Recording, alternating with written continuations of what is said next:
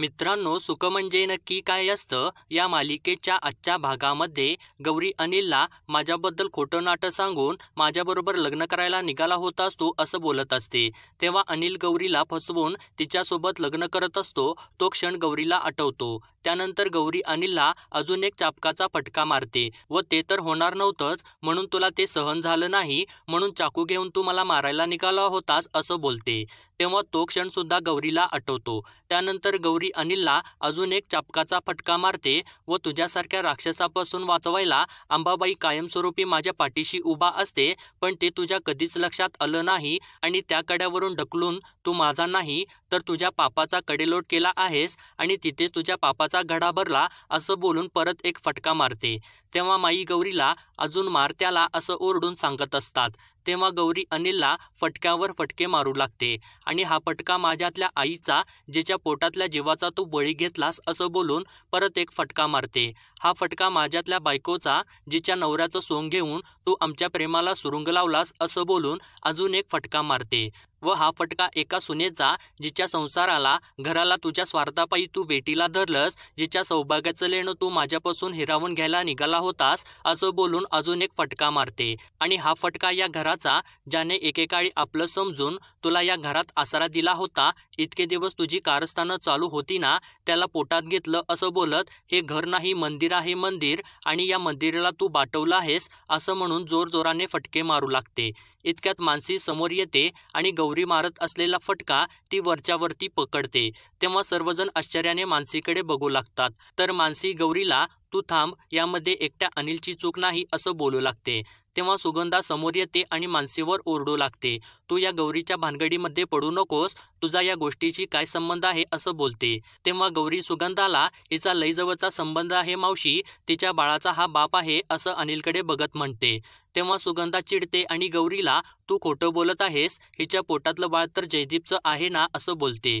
तेव्हा मानसी नाही असं बोलत अनिलच माझ्या बाळाचा बाप आहे असं सुगंधाला सांगते।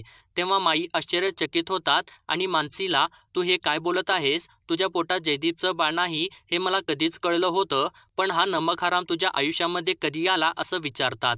त्यावर मानसी माईंच्या समोर हात जोडते आणि मी खरं ते सांगत आहे, मी इथं आले तेव्हापासूनच मला कळालं होतं, पण ते मी तुम्हाला कुणाला सुद्धा सांगू शकत नव्हते आणि नेमकं त्यावेळीच गौरीनं तिच्या आणि जयदीपच्या बाळाची आई होण्याचा हट्ट माझ्याकडे धरला होता आणि हे जेव्हा मी अनिलला सांगितलं ना, तेव्हा अनिल मला म्हणाला आपल्या बाळाला एवढं चांगलं घर मिळेल या गोष्टीचा काहीतरी विचार कर आणि या प्लॅनमध्ये सामील हो, म्हणून मी हे सगळं करायला तयार झाले असं माईंना सांगते। त्यावर माई यासाठी तू एवढा मोठा खेळ खेळलास का असं बोलत सुगंधाला तुझ्या लेकीचे प्रताप बघितलेस का, केवढं मोठं षडयंत्र रचलं होतं हिने असं बोलतात। त्यावर सुगंधा ओरडू लागते आणि हे खोटं आहे, हिला कोणीतरी हे सगळं जबरदस्तीने बोलायला लावलेलं आहे असं म्हणते। तेव्हा माई तू किती आंधळी होशील लेकीच्या प्रेमापुढं असं बोलतात।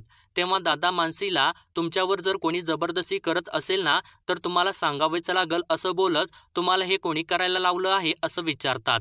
तर मल्हार मानसीला तुला हे कोणी करायला लावलं त्याचं नाव सांग, त्याला आजच्या आज घराच्या बाहेर नाही काढलं तर नाव नाही लावणार असं बोलतो। तर गौरी मानसी जवळ जाते आणि तू सगळ्यांना सांग, तू कोर्टात नाही बोललीस तर इथं तरी बोल, ही सगळी आपलीच माणसं आहेत, तुला हे कोणी करायला सांगितलं हे सगळ्यांना सांग असं बोलू लागते। तेव्हा मानसी काही न बोलता शांत राहते आणि थोड्या वेळाने हे सगळं माझं आणि अनिलचंच प्लॅनिंग आहे असं सांगते, तर यामध्ये दुसऱ्या कोणाचा सुद्धा हात नाही असं बोलते। त्यावर जयदीप पुढं येतो आणि मानसीला तू का खोटं बोलत आहेस, का वाचवत आहेस त्यांना असं बोलतो आणि माई दादांना हे सगळं कारस्थान शालिनी वहिनींचं होतं आणि त्यात देवकी वहिनी सुद्धा त्यांना सामील होत्या असं सांगतो। तर ते ऐकल्यानंतर सगळे आश्चर्यचकित होतात। त्यावर शालिनी रागाला येते आणि जयदीपला तुम्ही मगाशी सुद्धा हेच बोलला होतात आणि आता सुद्धा हेच बोलत आहे, काय पण झालं तर माझ्याच नावाचा तुंतुना वाजवायचा का, तुमच्याकडे काही पुरावा आहे का, हे जर कोर्ट नसलं ना तरी तुमच्यात नुसत्या बोलण्यावरती इथे कोणी विश्वास ठेवणार नाही असं बोलते।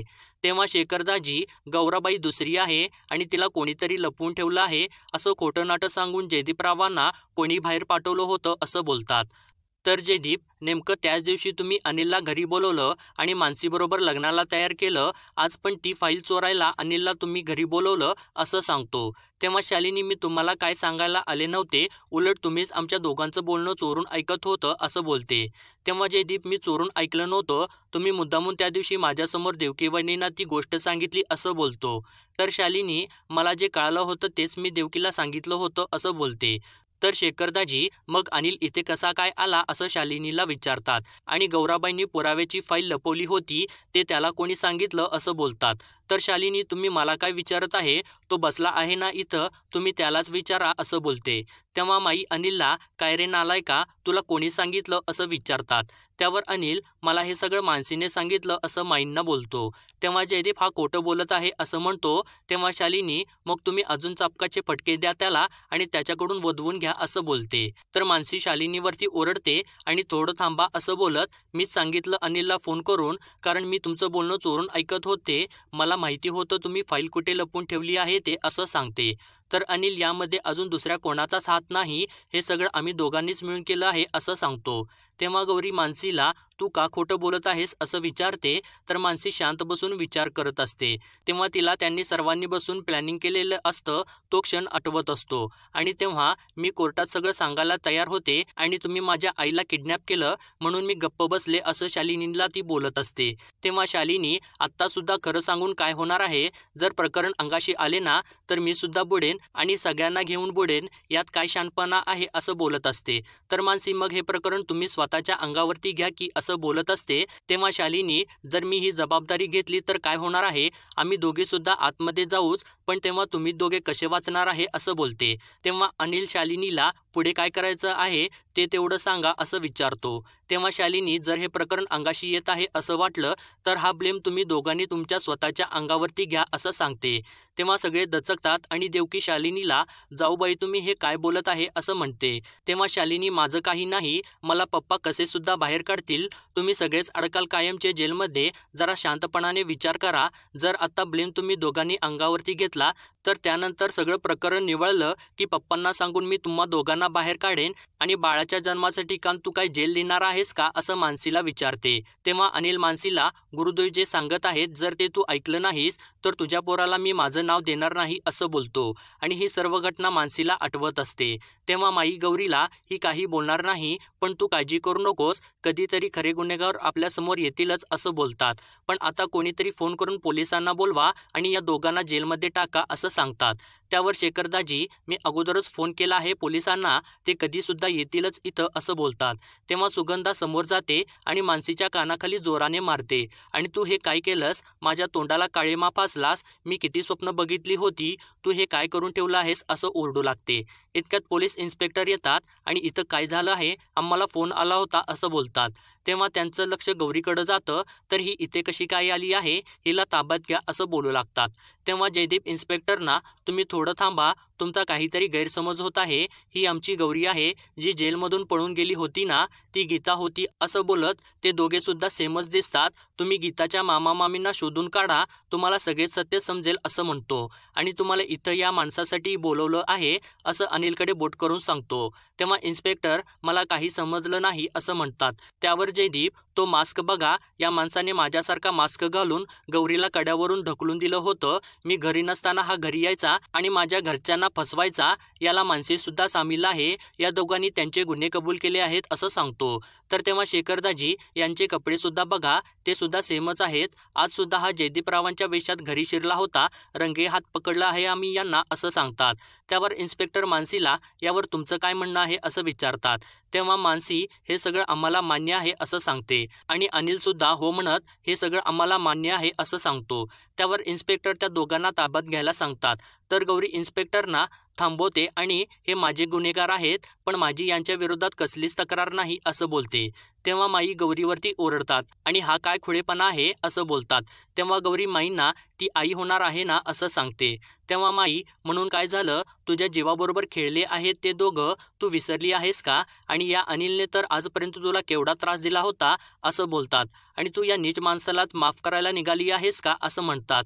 तेव्हा गौरी हिच्या पोटामध्ये बाळ आहे आणि हा अनिल कसा जरी असला ना तरी त्या पोराचा बाप आहे असं बोलते.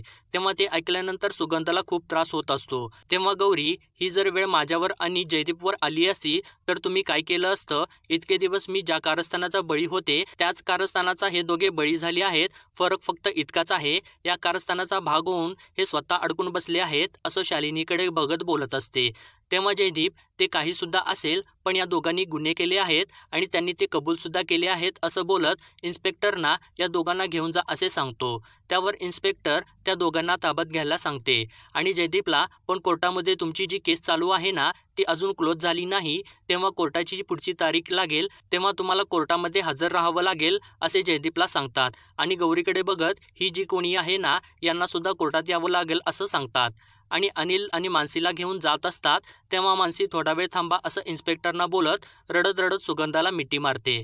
तेव्हा सुगंधा सुद्धा रडू लागते आणि त्यानंतर गौरीजवळ जाऊन, मी काय म्हणावं तुला, आम्ही एवढं सगळं केलं तुझ्यासोबत तरी सुद्धा तू आम्हालाच वाचवायला निघालीस असं म्हणून गौरीसमोर हात जोडते. आणि तुझी माफी मागायची सुद्धा माझी लायकी नाही, पण आता जाता जाता तेवढीच करू शकते मी, म्हणून तुझी माफी मागत आहे मी, मला जमलं तर माफ कर असं गौरीला बोलते. तर मित्रांनो, पुढील भागामध्ये आपण पाहणार आहोत शेखरदाजी सर्वांना अजून पण कोणाच्या मनात शंका आहे का की ह्या आपल्या गौराबाई नाहीत म्हणून असं विचारतात. तेव्हा सर्वजण आश्चर्याने शेखरदाजींच्याकडे बघू लागतात. तेव्हा माई शेखरदाजींना, ही आपली गौरी नाही, ही गीताच आहे, गीता असं बोलतात. तर त्यानंतर गौरी परत गीताच्या आवाजामध्ये जयदीपला, ऐ चिकन्या, माझ्याकडे काय बघायलायस, चापी की गपगुमानं असं बोलून कॉमेडी करते. तेव्हा सर्वजण आश्चर्याने गौरीकडे बघू लागतात. तर मित्रांनो, असेच डेली अपडेट पाहण्यासाठी आपल्या चॅनलला सबस्क्राईब करा.